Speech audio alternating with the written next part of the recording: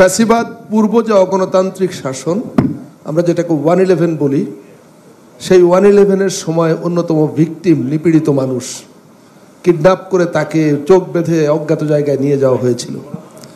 তারপরে ফ্যাসিবাদের সেই 14 সালের পর সেই সময় ফ্যাসিবাদের সরাসরি ভিকটিম যে কয়েকজন হাতে গোনা মানুষ, তার মধ্যে সালাউদ্দিন ভাই একজন, অপহরণ করে নিয়ে যাওয়া হয়েছিল, গুম করে দেওয়া হয়েছিল। এবং আমরা ভেবেছিলাম তার সঙ্গে আর কখনো দেখা হবে কি না, আমরা অনিশ্চিত ছিলাম। তারপর সালাউদ্দিন ভাই, তার ভাগ্য ভালো, আমাদেরও সৌভাগ্য যে তার সঙ্গে আমাদের আবার দেখা হয়েছে। জুলাই অভ্যুত্থান আমাদের পৃথিবীকে পাল্টে দিয়েছে। আমরা সেই সালাউদ্দিন ভাইয়ের অংশগ্রহণে এই নতুন গণতান্ত্রিক অভিযাত্রায়, এক দীর্ঘ আলোচনায় তাকে আমরা পাশে পেয়েছি এবং গুরুত্বপূর্ণ ভূমিকা তিনি রেখে চলেছেন। সুতরাং আমি মনে করি ফ্যাসিবাদের মূলোৎপাটনের যে প্রশ্ন, এই প্রশ্নে সালাউদ্দিন ভাইয়ের কমিটমেন্ট কোনো অংশেই কম হবার কথা না। আমি জানি সালাউদ্দিন ভাইয়ের বক্তব্য আজ কিছুটা দীর্ঘ হবে বলে আমি অনুমান করতে পারি। আমরা অস্থির হব না, ধৈর্য নিয়ে আমরা শুনব। আমি এখন জনাব সালাউদ্দিন আহমদ, বিএনপি স্থায়ী কমিটির সদস্য, তাকে আমন্ত্রণ জানাচ্ছি। ধন্যবাদ মনির ভাই। অবশেষে রাত 9:40 আমাকে অনুমতি দেওয়ার জন্য ধন্যবাদ কমিশনকে। সারাদিনই বক্তব্য শুনেছি, সবার বক্তব্য শুনেছি। আমার কিছু কিছু বিষয় নোট করে নিতে হয়েছে, তবে কোথা থেকে শুরু করব সেটা আমি এখনো ঠিক করতে পারিনি। সব কিছু জিনিস অ্যাড্রেস করলে হয়তো আপনাদের ধৈর্যচ্যুতি ঘটবে। তো যেহেতু আজকে সমাপনী বক্তব্য, সমাপনী অধিবেশন, সেই জন্য একটা জাতির রেকর্ডে থাকার জন্য কিছু বিষয় বলতে হবে। প্রথম আমি একটু স্বাগত জানাবো আমার ভাই জনাব শিশির মনির। প্রথমে যে বক্তব্য দিয়েছিলেন যে কনস্টিটিউশনাল অর্ডার অথবা এক্সট্রা কনস্টিটিউশনাল অর্ডার থেকে তারা সরে এসছেন, সেই জন্য আমি ধন্যবাদ জানাই। দ্বিতীয় নম্বর, আমি ওয়েলকাম করি ওনারা যে লাস্ট জেনারেশন জেন জিকে ধারণ করার এবং নিজে পার্ট অফ দি জেন জি হিসেবে ডিক্লেয়ার করার যে মানসিকতা, সেটাকেও আই ওয়েলকাম দিস মেন্টালিটি। তবে আমার 65 বছর বয়সে আমি যদি বলি যে আমি পার্ট অফ জেন জি, হয়তো সেটা আপনারা গ্রহণ করবেন না, কিন্তু মনের দিক থেকে আমি মনে করি আমাদের তারুণ্যের ভাবনাকে আমরা ধারণ করি এবং জুলাই গণ অভ্যুত্থানের চেতনাকে, আকাঙ্ক্ষাকে, তাদের প্রত্যাশাকে ধারণ করি এবং সেটা বাস্তবায়নের জন্য আমাদের অবিরাম প্রচেষ্টা থাকবে। জনাব মনির হায়দার আমার স্ট্রাগলের যে বর্ণনা দিয়েছেন, সেটা এখানে বিবৃত করার জন্য খুব একটা প্রাসঙ্গিক না হলেও আমি কৃতজ্ঞতা প্রকাশ করছি। কমিশনের সকল সদস্যবৃন্দ দীর্ঘ অনেক মাস ধরে আমাদের সাথে, সকলের সাথে যে আলোচনার ধৈর্য পোষণ করেছেন এবং এই একটা সমাপনী পর্যায়ে এসছেন, সেই জন্য আপনাদের প্রশংসা করি। আর জুলাই সনদ আদেশটা কি, এখান থেকে শুরু করতে চাই। আমার ভাই জনাব হামিদুর রহমান আজাদ বলেছেন যে জুলাই সনদ আদেশ প্রণয়ন, জারি এবং তার ভিত্তিতে আগামী নির্বাচন অনুষ্ঠান। এখান থেকেই শুরু করতে হচ্ছে, কারণ এখানে জনাব শিশির মনির বলেছেন জুলাই ঘোষণাপত্রের দফা 22, 25, 27 এবং 28কে অনুসরণ করেই আমরা জুলাই সনদটা তৈরি করতে পারব। তো জুলাই সনদের 22-এ, জুলাই ঘোষণাপত্রের 22-এ যেটা বলা আছে যে নিয়মতান্ত্রিক উপায়ে বিদ্যমান সংবিধান ও সকল রাষ্ট্রীয় ও সাংবিধানিক প্রতিষ্ঠানের গণতান্ত্রিক সংস্কার সাধনের অভিপ্রায় ব্যক্ত করছে। তা আমরা সেই নিয়মতান্ত্রিক পদ্ধতিতেই সেই সংস্কার সাধনের চেষ্টা করছি, যাতে জাতি সবসময় একটি নিয়মতান্ত্রিক পদ্ধতিতে থাকে। আইন আনুক এবং সাংবিধানিক প্রক্রিয়ার মধ্যেই থাকে, ভবিষ্যতে যাতে এটার কোনো রকমের প্রশ্ন না উত্থাপন হয়। এবং সেই নিয়মতান্ত্রিক পদ্ধতি বিবৃত হয়েছে দফা 25-এ জুলাই ঘোষণাপত্রের। সেটা আছে যে সেহেতু বাংলাদেশের জনগণ যুক্তিসঙ্গত সময়ে আয়োজিত অবাধ ও সুষ্ঠু ও নিরপেক্ষ একটি নির্বাচনের মাধ্যমে গঠিত জাতীয় সংসদে প্রতিশ্রুত প্রয়োজনীয় সাংবিধানিক সংস্কারের মাধ্যমে দেশের মানুষের প্রত্যাশা পূরণ করবে। 27-এ আমরা দেখেছি জুলাই ঘোষণাপত্রের এই ঘোষণাকে আমরা সংবিধানের সংস্কারকৃত সংবিধানের তফসিলে ধারণ করব এবং দফা 28-এ আছে যে জনগণের গণ অভ্যুত্থানের প্রকাশিত অভিপ্রায় অনুযায়ী আমরা এই জুলাই ঘোষণাপত্র প্রণয়ন করছি। এখানে কোনোটার সাথে কোনোটাই কন্ট্রাডিক্ট করে না, সবকিছুই নিয়মতান্ত্রিক পদ্ধতিতে এই অভিপ্রায় বাস্তবায়নের অঙ্গীকার করা হয়েছে, ঘোষণা দেয়া হয়েছে। এবং সেটা অনেক বক্তার বক্তব্য অনুসারে আমি বলি, এগুলো হচ্ছে সব অভিপ্রায়, এগুলো হচ্ছে সব ঘোষণা। এই ঘোষণার সাথে কেউ কেউ স্বাধীনতার ঘোষণাপত্রের তুলনা করতে চেয়েছেন, আমি নাম নেব না। এবং তার মধ্য দিয়ে আমি মনে করি আমাদের স্বাধীনতার ঘোষণাপত্রকে অনেকটা আন্ডারমাইন করা হয়। একটা জাতির স্বাধীনতা, একটা জাতির মুক্তিযুদ্ধ, একটা জাতিকে স্বাধীনতার দিকে নিয়ে যাওয়ার যে ঘোষণাপত্র, সেটার সাথে জাতীয় জীবনে পরবর্তীতে কোনো ঘোষণাপত্রকে তুলনা করা সঠিক হবে না বলে আমি মনে করি। এবং সেই স্বাধীনতার ঘোষণাপত্র দিয়ে যে ক্ষমতা উৎসর্গিত হয়েছে তারা সবাই ছিল নির্বাচিত প্রতিনিধি এই ভূখণ্ডের জন্য। যেহেতু জবরদস্তি একটা যুদ্ধের নিপতিত করেছিল আমাদেরকে পাকিস্তানি হানাদার বাহিনী, সেজন্য তারা নিজেদেরকে গণপরিষদ হিসেবে ঘোষণা করে এবং বৈধভাবে তারা স্বাধীনতার ঘোষণাপত্র প্রকাশ করে এবং সেখান থেকে জাতি পরিচালনার জন্য আইনি ভিত্তি রচনা করেছিলেন। পরবর্তীতে সেটা সংবিধান রচনার মধ্য দিয়ে সেই ঘোষণাপত্রের পরিসমাপ্তি ঘটে এবং সেই জন্যেই অত্যন্ত সচেতনভাবেই 1972-এ গৃহীত সেই সংবিধানে স্বাধীনতার ঘোষণাপত্রকে কোনো তফসিলে অথবা সংবিধানের অংশে রাখা হয়নি। যদি রাখতে হতো তখনকার সংবিধান প্রণেতারা সেটা অবশ্যই বিবেচনা করতেন। এটা আমাদের স্মরণে রাখা উচিত। যেটা 2011 সনে যেটা পঞ্চদশ সংশোধনের মাধ্যমে 3টি তফসিলকে ধারণ করা হয়েছে, সেগুলোকে বেআইনি অথবা আনকনস্টিটিউশনাল ঘোষণার জন্য পঞ্চদশ সংশোধনীর চ্যালেঞ্জ করে যে রিট হয়েছে, সেখানে ইন টোটালিটি সেটা বাতিলের জন্য, অবৈধ ঘোষণা করার জন্য এমবডিড করা হয়েছে। এবং সেটা মাননীয় হাইকোর্ট যে ভার্ডিক্ট দিয়েছেন সেখানে বলেছে 6টা দফা ছাড়া বাকি সমস্ত জিনিস it is left with the next parliament to be decided because these are political issues. এখানেও জাতীয় সংসদকে গুরুত্ব দেয়া হয়েছে এগুলো সেটেল করার জন্য। তারপরে আসলো এই জুলাই সনদটার আদেশটার স্ট্যাটাস কি হবে, এটার ঘোষণা কিভাবে হবে, প্রণয়ন কিভাবে হবে।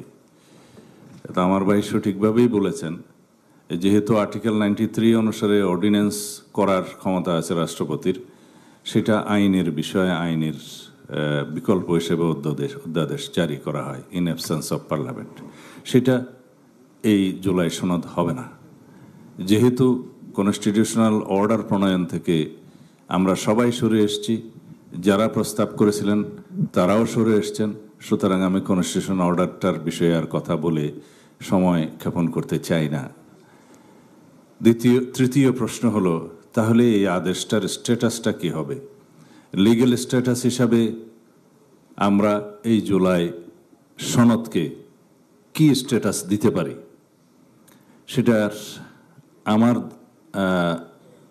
পরামর্শ মতে বা আমার সাজেশন মতে জুলাই সনদ প্রণীত হওয়ার পর অঙ্গীকারনামা সহ with note of dissent expressly describe করে কোন পার্টি কিভাবে নোট অফ ডিসেন্ট দিয়েছে একদম পরিষ্কারভাবে বর্ণিত থাকার পরে সেটা স্বাক্ষরিত হবে এবং অঙ্গীকারনামায় একটা অনুচ্ছেদ যুক্ত করতে হবে যে দলগুলো যে নোট অফ ডিসেন্ট দিয়েছে সেটা তারা নিজস্ব নির্বাচনী ইশতেহারে প্রকাশ করে যদি জনগণের ম্যান্ডেট প্রাপ্ত হয় তাহলে সেই দলগুলো সেভাবে সেই ঘোষণাপত্র নোট অফ ডিসেন্ট অংশ বাস্তবায়নের জন্য ব্যবস্থা নিতে পারবেন। সেই টোটাল দফা যতটাই হোক, 84 হোক, 86 হোক, 70টা হোক, যাই হোক, অঙ্গীকারনামা সহ সেটা প্রজ্ঞাপন আকারে জারি করা যায়, সেটাই আদেশ হতে পারে। সেটা গেজেট নোটিফিকেশনে জারি করা যাবে, সেটা আদেশ হতে পারে। এবং সেই আদেশটা যদি গণভোটের জন্য যেহেতু আমরা বিবেচনা করছি, জনগণ সেই জুলাই সনদ বাস্তবায়নের পক্ষে আছে কি না, হ্যাঁ বা না, এই ভোটের জন্য যখন আমরা জনগণের সার্বভৌম এখতিয়ার মতামতটার জন্য যাব, তখন সেটা কিভাবে যাওয়া যায়, এই প্রজ্ঞাপনের শিরোনাম দিয়ে প্রশ্নসহ যদি আমরা গণভোট অধ্যাদেশ নতুনভাবে জারি করি বা সরকার করে, তখন সেখানে কি থাকবে। আপনারা নিশ্চয়ই জানেন গণভোট আইন 1991-এর শিরোনাম হচ্ছে যেহেতু জাতীয় সংসদে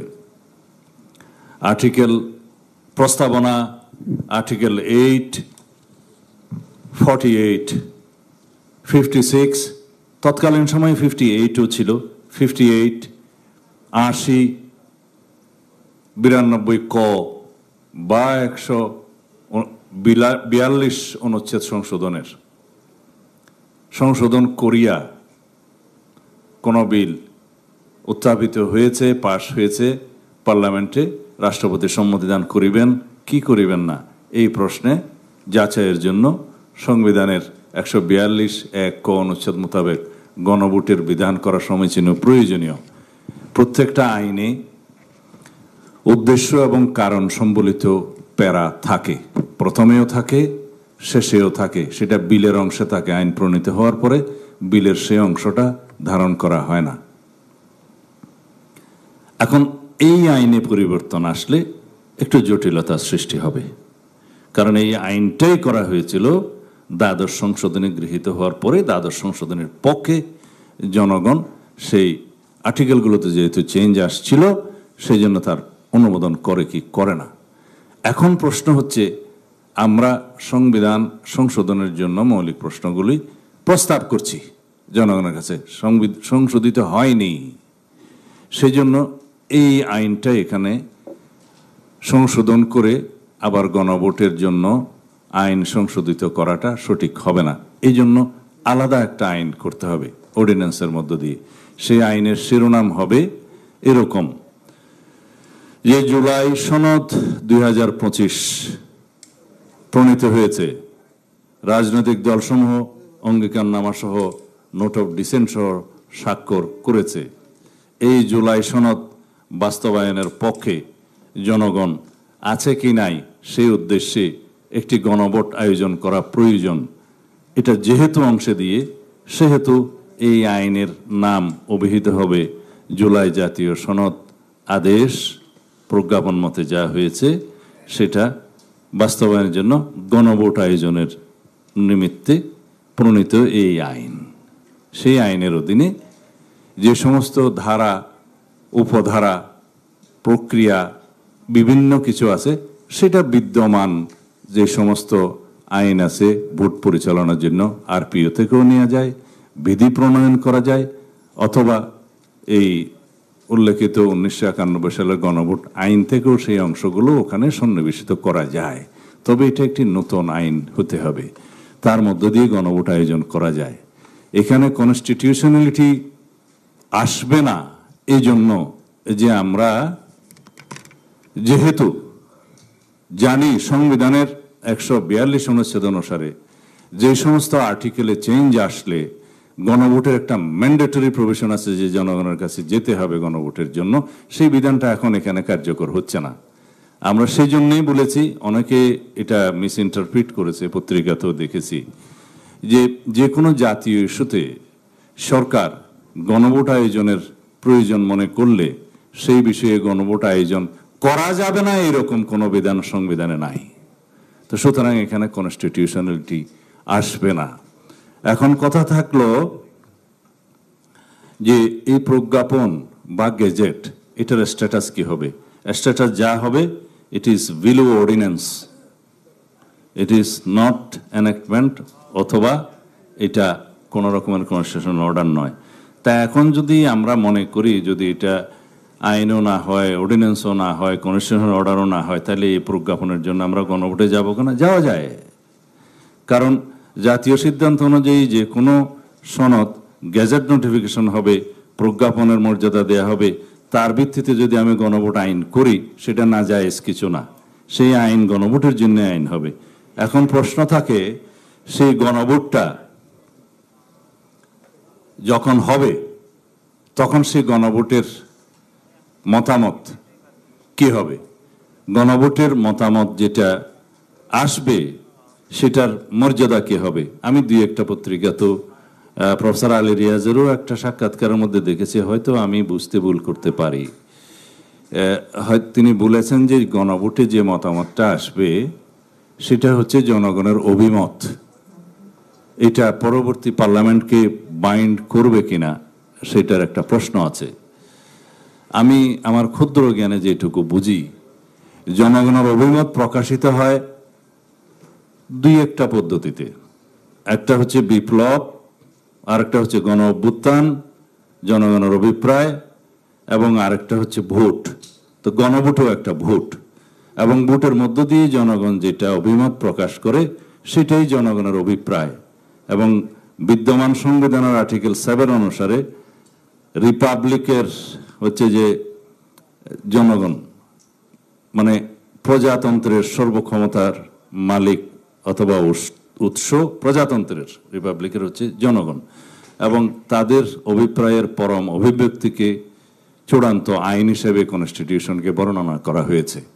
তো যদি তাদের অভিপ্রায় এবং তাদের পিপলস উইল যেটা, সেটাকে যদি অভিমত হিসেবে আমরা ধরে নেই ভোটের মাধ্যমে, তার উপরে কোনো আইনি মর্যাদা নাই, তখন সেটা আমাদের উপরে বাইন্ডিং হবে। প্রশ্ন থাকলো, এক কনস্টিটিউশন, এক পার্লামেন্ট কি নেক্সট সাকসেসর পার্লামেন্টকে ক্ষমতা নির্ধারণ করে দিতে পারে কিনা, বা রাইট কাটেল করতে পারে না? অবশ্যই না। কিন্তু আমাদের এখানে বুঝতে হবে, এখানে কোনো পার্লামেন্ট সাকসেসর পার্লামেন্টকে কোনো ক্ষমতা প্রয়োগ করতে বাধ্য করছে না। এটা হচ্ছে পিপলস উইল কনস্টিটিউশনে ধারণ করার জন্য তাদের মতামত দিচ্ছে পরবর্তী পার্লামেন্টকে। It is not one parliament is binding the successor parliament. এখানেই থিন অফ ডিফারেন্সটা। তো সুতরাং এখানে জনগণের অভিপ্রায় চূড়ান্ত। তাইলে আমরা এখন আসি, সেই গণভোটটা কখন হবে, কিভাবে হবে, এবং তার গাঠনিক ক্ষমতা কি হবে। এই কঠিন বাংলাটা আমি অবশ্য কম বুঝি, যে গাঠনিক ক্ষমতা। এইখানে প্রশ্নটা থেকে যায় যে গাঠনিক ক্ষমতা বলতে হয়, এটা আসলে অনেক বিদ্বান জনরা ব্যবহার করেন। গাঠনিক ক্ষমতাটা হচ্ছে কনস্টিটিউয়েন্ট পাওয়ার।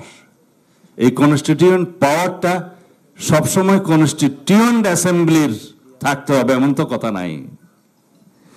যেখানে যে রিপাবলিকের সকল ক্ষমতার উৎস যদি জনগণ হয়, সেটাই কনস্টিটিউয়েন্ট পাওয়ার ডিরাইভ করবে ফ্রম দ্যাম। সেই ডিরাইভটা করছে গণভোটের মাধ্যমে। তাহলে এই কনস্টিটিউয়েন্ট পাওয়ারটা কি দিচ্ছে?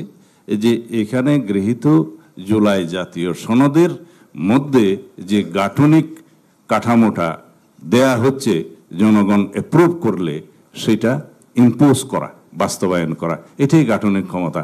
সেই জন্য পরবর্তী পার্লামেন্টকে আমার ভাই আক্তাররা বলছে যে দ্বৈত ক্ষমতা দিতে হবে, বা আমার ভাই শিশির মুনির বলছে যে দ্বৈত ক্ষমতা দিতে হবে। দ্বৈত ক্ষমতা তো এখানে দেয়া হয়ে গেছে যদি গণভোটটা হয়। তার মানে এর যে ঘোষিত দফাগুলো জুলাই জাতীয় সনদের, সেটা জনগণ ম্যান্ডেটরি করছে সেই নেক্সট পার্লামেন্টকে যে এগুলো অবশ্যই গ্রহণ করতে হবে। তবে আমাদের মনে রাখতে হবে এর বাইরে যে নেক্সট পার্লামেন্ট আর কোনো সংস্কার করতে পারবে না তা নয়, কিন্তু এগুলো নিতেই হবে, যেগুলো ধারণ করতে হবে। এটাই হচ্ছে কনস্টিটিউয়েন্ট পাওয়ার। তাহলে গাঠনিক ক্ষমতাটা হলো, সে গণভোটের মাধ্যমে হলো। এরপরে রেগুলার পার্লামেন্ট হিসাবে সেই পার্লামেন্ট রাষ্ট্র পরিচালনার জন্য আইন প্রণয়ন করবে, প্রয়োজনে সংবিধানে আরো সংশোধনী আনবে, অবশ্যই পার্লামেন্টে আলাপ আলোচনার মধ্য দিয়ে জনমতের নিয়ে এবং সমাজের চাহিদা অনুসারে বা রাজনৈতিক অঙ্গীকার অনুসারে। এখন কথা থাকলো সেই পার্লামেন্টের, আপনারা কেউ কেউ বলেছেন যে প্রথম অধিবেশনে এটা গ্রহণ করতে হবে। আমি আপনাদের কাছে জিজ্ঞেস করব, সেই প্রথম সেশনটা কত লম্বা হবে? মুলতবি করতে করতে যদি সেই প্রথম অধিবেশন 2 বছর পর্যন্ত যায়, এগুলো তো আমাদের অভিজ্ঞতা থেকে আমরা ফোর্সি করতে পারি। তো সুতরাং প্রথম অধিবেশনটা কতদিনের হবে সেটা কি আপনারা নির্ধারণ করতে পারবেন? অবশ্যই না। আমার মনে হয় এখানে অধিবেশনের উল্লেখ না করে যথাশীঘ্র সম্ভব যদি আমরা উল্লেখ করি সেটা ভালো হয়। কারণ অভিজ্ঞতাই বলছে যে প্রথম অধিবেশনে এই বিষয়ে আমাদের রুলস অফ প্রসিডিউর চেঞ্জ করতে হবে। যদি গাঠনিক ক্ষমতা সংক্রান্ত এই বিধিবিধানগুলো আমরা নেই কনস্টিটিউশনে, যদি ধরে নিলাম সে রুলস অফ প্রসিডিউরে চেঞ্জ না আনে, তাহলে পরে পার্লামেন্টকে আলাদা একটা আইন প্রণয়ন করতে হবে যে এই পার্লামেন্ট এই জুলাই সনদ বাস্তবায়নের জন্য এই কনস্টিটিউয়েন্ট পাওয়ার অনুসারে আমাদের এই সেশনের মধ্যে অথবা আগামী সেশনের মধ্যে সমাপ্ত করতে হবে। কারণ পার্লামেন্ট 1 মাস চললো কার্য দিবসে, পরে স্পিকার বললো যে আমি মুলতবি করলাম আপ টু এত তারিখ, এই তারিখ পর্যন্ত, তারপরে সেটা চললো। কারণ এখন এমন তো কোনো সংবিধানে বিধান নাই যে পার্লামেন্টের কোনো সেশন 30 দিন পরে বন্ধ হবে বা 60 দিন বন্ধ হবে, এমন তো নয়। শুধু বিধান আছে 2টা সেশনের মধ্যবর্তী সময়ে 60 দিন গ্যাপ থাকবে। সুতরাং এই প্রথম অধিবেশন যদি পার্লামেন্ট এই সনদের বাস্তবায়নটা না করতে পারে এবং সেই সনদের বাস্তবায়নের জন্য যে আরো একটা সেশনের দরকার হয়, সেই অপশনটা পার্লামেন্টে থাকা উচিত হবে। সেই প্রথম অধিবেশনকে টানতে টানতে মুলতবি করতে করতে একটা অনির্দিষ্ট সময় পর্যন্ত যেতে হবে। এগুলো হচ্ছে প্র্যাকটিক্যালিটি।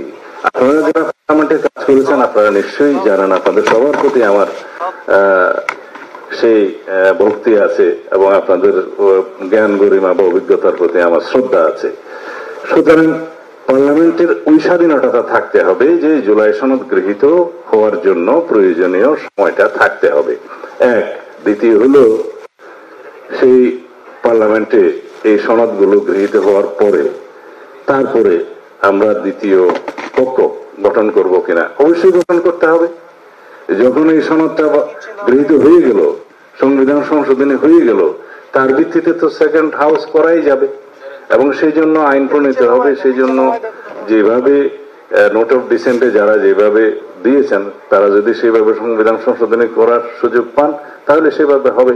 এখন নতুন করে আমার ভাই যেটা হাসনাত কাইম সাহেব বললেন যে এই দফাতে আমরা কনসিডার করতে পারবো কিনা, জুলাই সনদ প্রণয়ন প্রক্রিয়া it is over, it is closed chapter. এটা আমরা যেভাবে সম্মত হয়েছি সেটা সেই। আমরা আলোচনায় আছি বাস্তবায়ন প্রক্রিয়া নেই, আমরা এখানেই থাকি, আদারওয়াইজ আমাদের জন্য একটু অসুবিধা হতে পারে।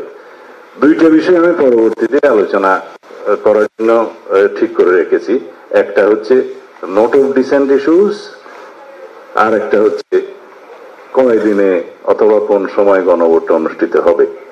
এটা হচ্ছে একটা বড় ফ্যাক্টিন ইস্যু, তাই না? হ্যাঁ, এখন নোট অফ ডিসেন্টের ক্ষেত্রে বক্তব্য হলো আমরা তো জুলাই সনদটা এখানে এগ্রিড হয়েছি with note of dissent in certain points, এবং সেখানে বর্ণিত আছে কিভাবে নোট অফ ডিসেন্স কারা কারা দিয়েছে। শুধু সংখ্যা নয়, এতটা পার্টি একমত অতটা পার্টি দ্বিমত তা নয়। আমরা বলেছি আমরা যেভাবে নোট অফ ডিসেন্ট দিয়েছি সেটা বিবৃতি থাকতে হবে এবং অঙ্গীকার নামায় একটা দফা যুক্ত থাকতে হবে। রাজনৈতিক দলগুলো নির্বাচনী ইশতেহারে সেগুলো উল্লেখপূর্বক যদি জনগণের ম্যান্ডেট প্রাপ্ত হয় তারা সে মতে ব্যবস্থা নিতে পারবেন। তাইলে এই নোট অফ ডিসেন্ট গুলোর ক্ষেত্রে আপনারা যারা যুক্তি দিয়েছেন যে জনগণ যদি সম্মতি দেয় জুলাই সনদে তাইলে আর নোট অফ ডিসেন্ট থাকবে না, এটা তো সঠিক নয়। কারণ জুলাই সনদ এটা একটা টোটাল প্যাকেজ, এই প্যাকেজ ইন টোটালিটি জুলাই সনদের অন্তর্ভুক্ত থাকবে এবং গণভোটের জন্য যাবে। সেই জন্যই বলছি যে জুলাই সনদ আদেশটা প্রজ্ঞাপন আকারে গেজেট নোটিফিকেশনে যাবে এবং সেই প্রজ্ঞাপনের সূত্র ধরে যে গণভোটের আইনটা হবে সেই গণভোটের আইনটা সেভাবে উল্লেখ থাকবে যে এই বিষয়ে এই প্রজ্ঞাপনে জুলাই সনদ বাস্তবায়নের জন্য জনগণের সম্মতি নেওয়া প্রয়োজন বিধায় যেহেতু অংশে সেটা দিয়ে সেহেতু এই গণভোট অধ্যাদেশ জারি করা হলো এবং এই গণভোটটা কিভাবে পরিচালিত হবে সেটার জন্য বিধিবিধান বিদ্যমান গণভোট আইন থেকে নেওয়া যায়, আরপিও থেকে নেওয়া যায়, যেভাবে নির্বাচন কমিশনে ভোট পরিচালনা করে সেই সমস্ত বিধিবিধানগুলো প্রয়োজনে সরকার ইলেকশন কমিশনের সাথে আলোচনা করে বিধি প্রণয়নের ক্ষমতা সেখানে দেয়া হবে এবং সেই আদেশের মধ্যে আদেশ যেটা প্রজ্ঞাপনের মধ্যে সেখানেও গণভোটের বিধানের কথাটা উল্লেখ থাকা শ্রেয় হবে যে এই প্রজ্ঞাপন এই আদেশটা বাস্তবায়নের জন্য গণভোটের আয়োজন করা হবে, সেটাও আদেশের মধ্যে সংযুক্ত করতে পারেন। এনিওয়ে এখন আসলাম দ্বিতীয় অংশে যে কয়দিনে এই গণভোট আয়োজন করা যায়।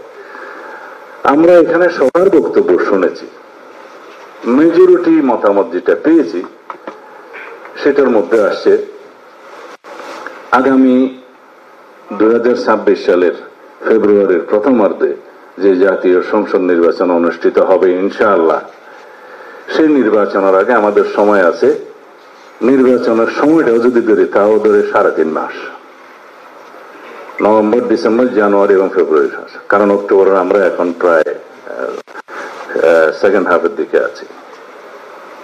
এই সময়ের মধ্যে জাতীয় নির্বাচন অনুষ্ঠানের তফসিলটা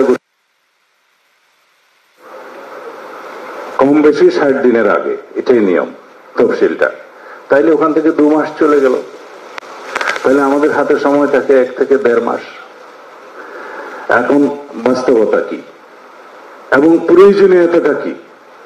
জুলাই জাতীয় সনদের পক্ষে জনগণের মতামত যদি আসে, আমরা মনে করি আসবে ইনশাআল্লাহ, কারণ সবাই তো সনদ যারা প্রণয়ন করেছেন তারা নির্বাচনে অংশগ্রহণ করবেন, কেউ তো আর সনদের বিপক্ষে বলবে না। তো সুতরাং সেই রেজাল্ট আমরা অনুমান করতে পারি যে জনগণ সংস্কার চায়, সকল রাজনৈতিক দল সংস্কার চায়, জুলাই সনদ বাস্তবায়ন চায়। যদি আমরা ধরে নেই, অনুমান করে নেই, তাহলে পরে সেই গণভোটটা আগে হলেও যে ফলাফল, একই দিনে হলেও সে একই ফলাফল, দুটোই বাইন্ডিং ক্যাপাসিটি থাকতেছে সার্বভৌম ক্ষমতার অনুবলে পার্লামেন্টের উপরে। তাহলে আগে আরেকটা নির্বাচনের আয়োজন করা এই জাতির পক্ষে এই সময়ের মধ্যে কি সম্ভব অথবা প্রয়োজন কি আছে? এই দুইটাই প্রশ্ন। একটা হচ্ছে সম্ভাবনা আমরা দেখি না, কারণ এই সময়ের মধ্যে আর একটা মহাযজ্ঞ জাতীয় সংসদের মতো একই আয়োজনটা করতে হবে, শুধু ওইখানে প্রার্থী থাকবে না, সনদই হবে প্রার্থী, বেশ কমটা হবে শুধু এইটুকু, কিন্তু ফলাফল হবে যদি জুলাই জাতীয় সনদের ভিত্তি যদি রচনা করতে চাই সেটা তো সাইমালটেনিয়াস ইলেকশনের মধ্যে হতে পারে। এই জন্যই তো আমরা আইনগত ভিত্তি মনে করছি এবং জনগণের এই সম্মতিটা এটা অ্যাবাভ ল। তো সুতরাং এই জটিলতাটা আমার মনে হয় আমাদের বোঝা উচিত যে আমরা যদি একটা বিশাল নির্বাচনী আয়োজনের মধ্যে যেটা আছে সেরকম আরেকটি আয়োজন যদি তার আগে করি, এটা নির্বাচনকে বিলম্বিত করার মতো একটা প্রয়াস হবে বলে আমরা মনে করি। সুতরাং এটাকে আমরা পরিহার করি, জাতীয় স্বার্থে আমরা আমাদের রাজনৈতিক স্বার্থ থেকে ঊর্ধ্বে উঠে জাতীয় স্বার্থ এবং দেশের স্বার্থকে বড় করে দেখি।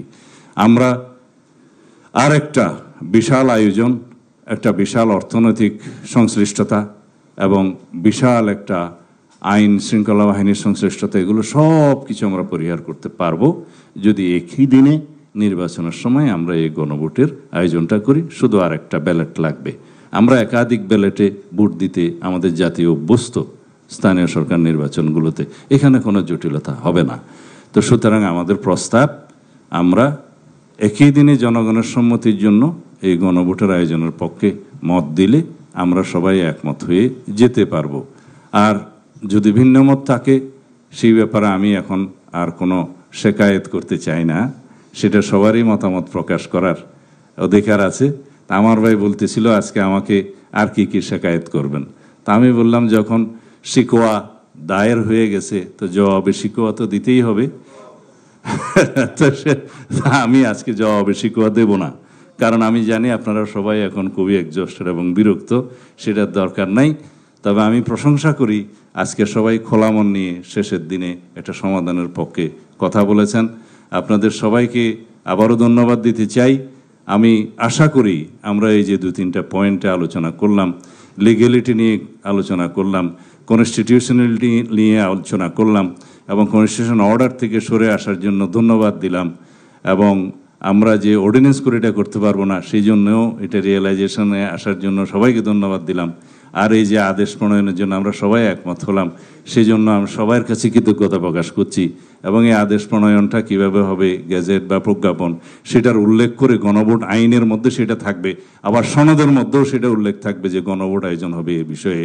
এবং গণভোট আয়োজনের ক্ষেত্রে যেহেতু প্যারাগ্রাফের মধ্যে এই গণভোট আয়োজনের উদ্দেশ্য এবং কারণ সম্বলিত বেড়ায় সেটা থাকবে, সব কিছু লিগ্যালিটি আমার মনে হয় কভার করবে। আমাকে শোনার জন্য আপনাদেরকে অসংখ্য ধন্যবাদ। আর আপনারা এত দীর্ঘ এত মাস যাবৎ সবাই এখানে জাতির একটা কল্যাণের জন্য সময় দিয়েছেন এবং আমাদের গণ অভ্যুত্থানের চেতনাকে ধারণ করার জন্য, বাস্তবায়ন করার জন্য, আমাদের শহীদদের মর্যাদা দেওয়ার জন্য আপনারা যথেষ্ট পরিশ্রম করেছেন। সেজন্য আমার ব্যক্তিগত তরফ থেকে, আমার দলের তরফ থেকে, বাংলাদেশ জাতীয়তাবাদী দলের তরফ থেকে আপনাদের সবার প্রতি সেজন্য শ্রদ্ধা জ্ঞাপন করছি, কৃতজ্ঞতা জানাচ্ছি। খোদা হাফেজ।